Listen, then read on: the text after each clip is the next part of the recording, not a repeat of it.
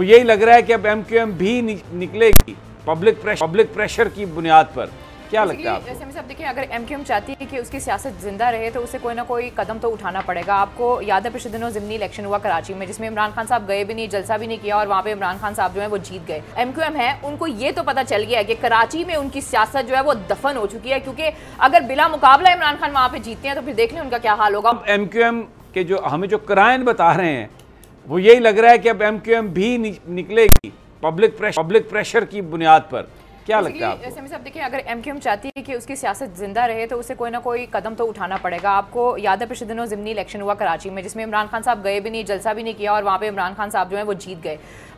तो मेरे ख्याल में क्योंकि एमक्यूएम की अगर सियासत की बात की जाए तो ज़्यादातर जो बात होती है वो होती है कि वहाँ कराची की जो है उनकी बहुत ज़्यादा एक उनका वहाँ पे होल्ड है। लेकिन एक बात जो है साहब देखिए, आपने कहा है कि इनका मसलन बहुत इंपॉर्टेंट रोल है। जब भी हम एमक्यूएम की बात करते हैं तो हमारे ज़हन में और भी बहुत से लोग आते हैं। अभी कहने को तो बहुत सी चीज़ें की जा रही हैं, फ्रस्ट्रेशन भी हमें नजर आ रही है, लेकिन बात यह कि जब अमली कदम उठाया जाएगा फिर ही कोई बात होगी। क्योंकि इमरान खान साहब ने जो बात की है, उन्होंने कहा है कि जी मैं तो करूंगा मार्च से पहले अगर कोई अमली कदम उठा लेते हैं तो आपको पता है कि शहबाज शरीफ साहब की जो गवर्नमेंट है वो कितने वोटों की है, वो ना होने के बराबर। अगर एहतियाती उनके साथ नहीं रहते, जो मेन एहतियाती हैं जो कहीं और से ऑपरेट होते हैं, लेकिन बात यह कि कदम उठाएंगे कब, अभी तो सिर्फ कहने की हद तक है ना। लेकिन जो एमक्यूएम है उनको ये तो पता चल गया है कि कराची में उनकी सियासत जो है वो दफन हो चुकी है, क्योंकि अगर बिला मुकाबला इमरान खान वहां पे जीतते हैं तो फिर देख लें उनका क्या हाल होगा। और जो इस वक्त इनमें क्या नाम है पीपल्स पार्टी का हाल हो रहा है वो भी हमारे सामने है। अच्छा राजा साहब, ये मैं आपसे भी लगता नहीं है आपको कि ये जो एक प्रेशर बिल्डअप होगा एमक्यूएम पर उसको वो सस्टेन नहीं कर सकेगी? और इस हुकूमत में वैसे भी वो कह चुके हैं और कह रहे हैं, आज भी उन्होंने कहा कि जनाब हमारे तो वादे भी पूरे नहीं हुए। अब अगर वर्कर्स उनके गले लग रहे हैं और लीडरशिप जा ही नहीं सकती तो कैसे वो इस हुकूमत के साथ रह सकते हैं? और अगर उनके 6-7 वोट एक साइड पे होते हैं तो सदर मुमलिकत तो फौरी तौर पर कहेंगे शहबाज साहब को कि लें आप एतमाद का वोट, तो क्या होगा फिर? देखिए, बेशक एमक्यूएम की लीडरशिप के ऊपर प्रेशर होगा, बेशक उनके ऊपर ये प्रेशर भी है कि जनाब हमने आगे इलेक्शन आने वाले हैं, अपनी पार्टी को ऑर्गेनाइज करके हमने पार्टी के इलेक्शंस में लेके आना है। लेकिन असल बात यह है कि अवाम उनसे क्यों खफा है? अवाम उनसे खफा हैं कि आप जो पॉलिटिक्स कर रहे हैं वो अवाम की पॉलिटिक्स नहीं कर रहे।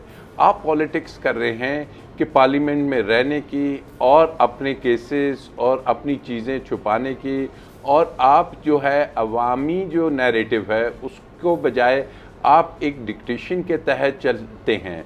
और ये चीज़ें अब समी साहब कुछ छुपी या ढकी नहीं रह गई कि कौन सी पार्टीज़ हैं। अभी ये जो 10 सीटों का इलेक्शन होना था, इसका पर्पस यही था ना कि जनाब किसी भी तरीके से हम ये जो इमरान खान साहब की सीटें खाली हुई हैं वो 8-9 आदमी ले आए, एमक्यूएम का ये प्रेशर ख़त्म हो। हमें किसी अंदाज में ये ना कहा जाए कि जी बाप और एमक्यूएम किसी भी टाइम उनको अगर कह दिया जाएगा तो वो इस गवर्नमेंट से अलहदा होंगे।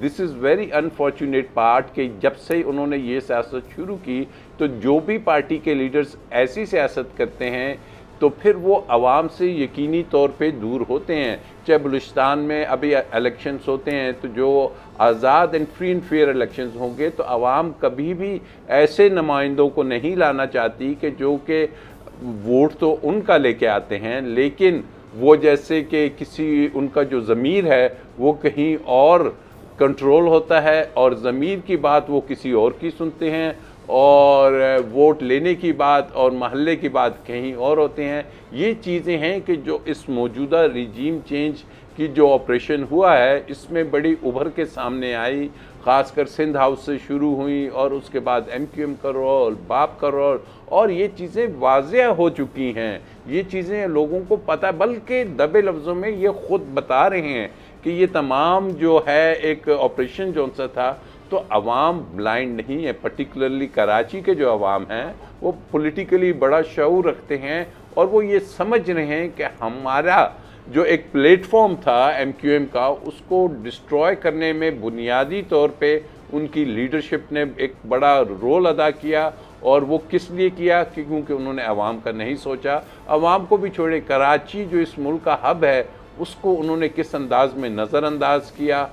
अल्टीमेटली आप देख रहे हैं कि अब जब ये चीज़ें संभाली नहीं जाएंगी, जब कराची नहीं संभलेगा, और ये सिर्फ कराची में नहीं हो रहा, अब जो हालिया आपने देखा टेररिज्म के और इस किस्म के जो वहाँ पे बहुत से इंसिडेंट्स हो रहे हैं, ये आपके KPK में शुरू हो रहे हैं, आपके और शहरों में आपको नज़र आएगा। और अगर ये बढ़ रहा है तो फिर इतनी मुश्किल से इस जिन को हमने बोतल में इस मुल्क में डाला गया था, और अगर ये वापस निकलेगा तो फिर जिनका आपने नाम लिया तो फिर उन्हें सोचना है कि जनाब क्या इस अंदाज में दोबारा ये मुल्क इस पोजीशन में अब है कि इकोनॉमिकली आप इतने वीक हो चुके हैं कि आप ये भी अपने मुल्क में बर्दाश्त कर सकेंगे कि लॉ एंड ऑर्डर की सिचुएशन और वहाँ पे क्रिमिनलिटी इस हद तक बढ़ जाए, और क्रिमिनलिटी बढ़ने की वजह ये गुर्बत है और स्नैचिंग। अच्छा, इसमें एक बिल्कुल आपकी बात सही है, लेकिन ऐसा लगता है कि जो इमरान खान साहब ने बात कही, जो वो कहना चाह रहे थे कि आप इंतखाबात की तरफ जाएं,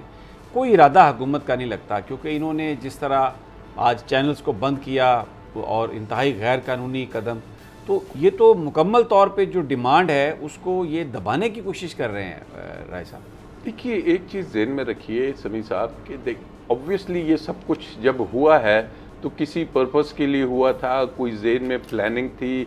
वो जो सी ये प्लानिंग ना सिर्फ फेल होती हुई नज़र आ रही है, उसका उल्टा रिएक्शंस बहुत शदीद आ रहे हैं।